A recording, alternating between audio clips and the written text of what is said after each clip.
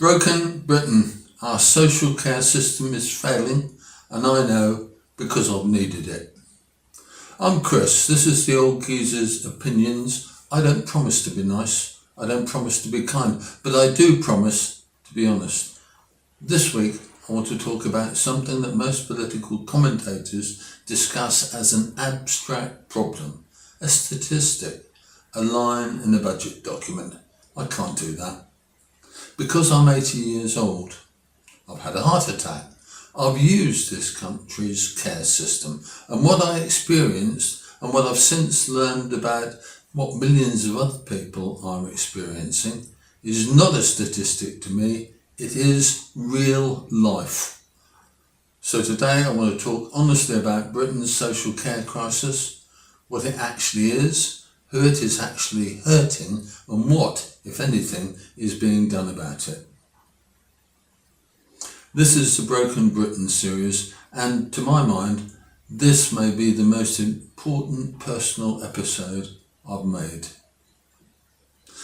Let me start with some numbers, because even though I just told you this isn't about statistics, the statistics are necessary. They tell you the scale of what we're dealing with.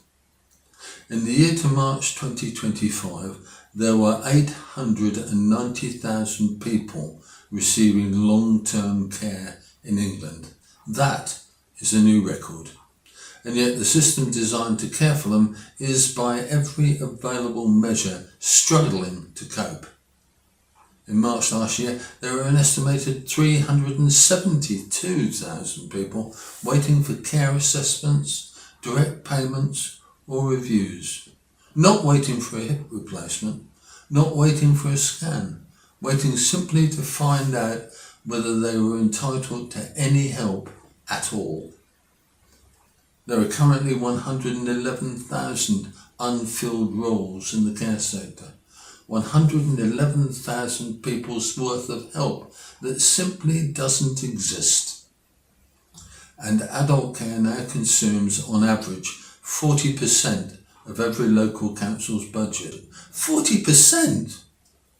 Which means that in borough after borough, everything else, libraries, roads, youth services, community support, is being squeezed to pay for a care system that's still not keeping up with demand. Now I know that numbers can wash over you, so let me tell you about some real people instead.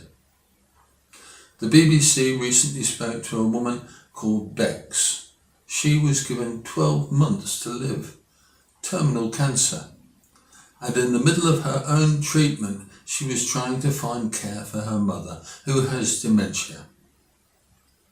The family contacted their local authority for help. It took 6 weeks. 6 weeks while Bex was going through cancer treatment before her mother was placed in a care home. I was beginning to panic, she said. It was very stressful, not knowing if it was ever going to happen. In East Sussex, a couple, both 65 years old, both retired, have been caring for a mother with dementia for 4 years. They were told residential care would cost £2,000 per week. £2,000 every week.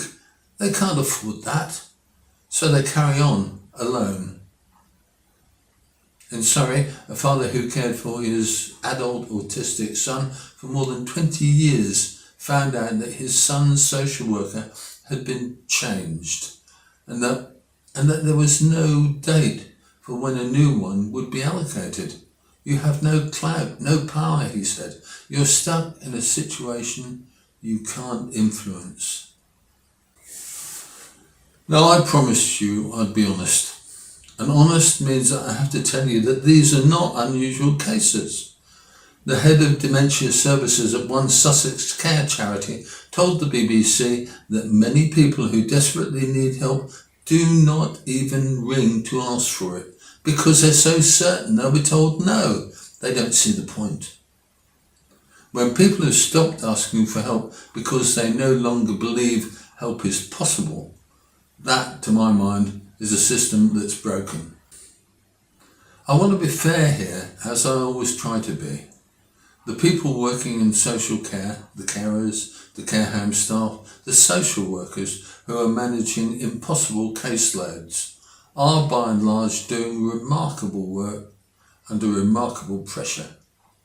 Nearly 3/4 of care workers say they do not feel financially secure.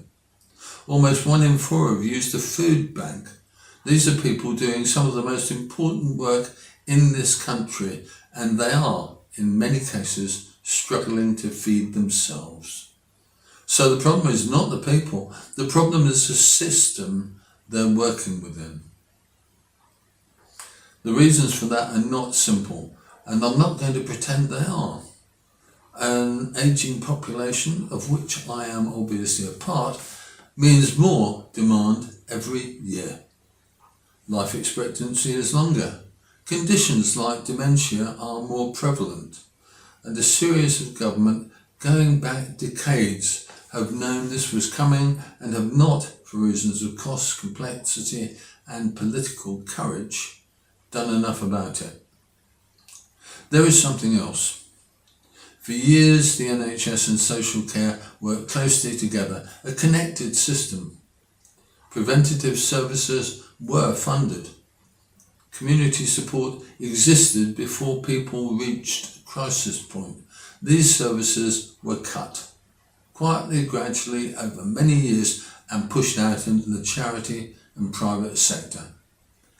The NHS became the emergency that absorbed what the community could no longer hold. I've lived long enough to remember when that was not the case. And I think we need to be honest about what we have lost. So what's the current government doing about it?